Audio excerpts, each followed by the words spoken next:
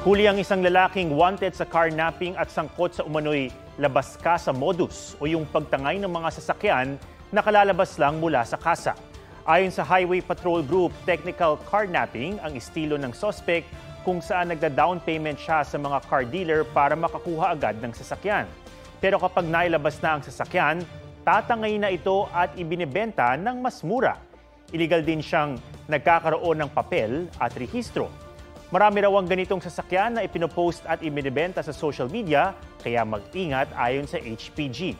Di naman nagbigay ng pahayag ang suspect. Mga kapuso, alamin ang State of the Nation.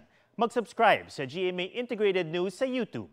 Sa ating mga kapuso abroad, samahan niyo kami sa GMA Pinoy TV at sa www.gmanews.tv.